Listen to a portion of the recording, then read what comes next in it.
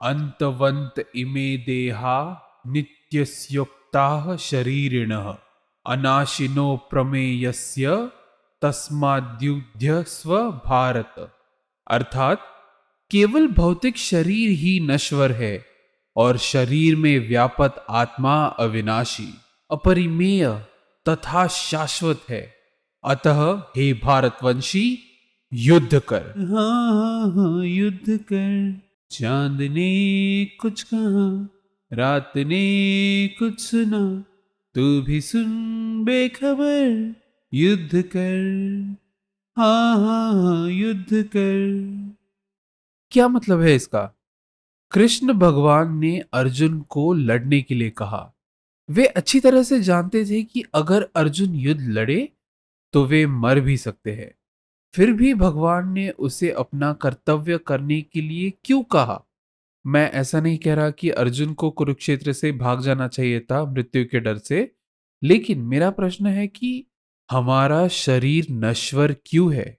इससे अच्छा ये क्यों नहीं हो सकता कि हमारे अमर आत्मा का वास एक अमर शरीर में हो? तो चलो उसके बारे में समझते हैं।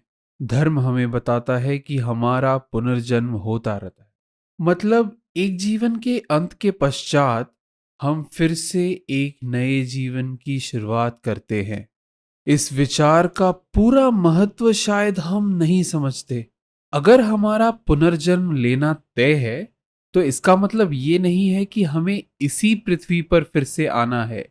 ऐसा हो सकता है कि हमारा अगला जीवन किसी दूसरे ग्रह पर हो, किसी दूसरे सौर मंडल पर हो। ऐसा होने से सोचो हमारा लाइफ एक्सपीरियंस कितना अलग होगा, इस जीवन का और उस जीवन का और अन्य सारे जीवनों का जो हम जिएंगे। मृत्यु ही संभव करती है कि हम पूरे ब्रह्मांड की सैर कर सके।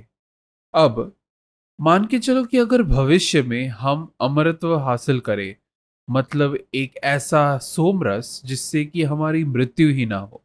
अगर ऐसा होता है तो अच्छी बात है, हम मरेंगे नहीं।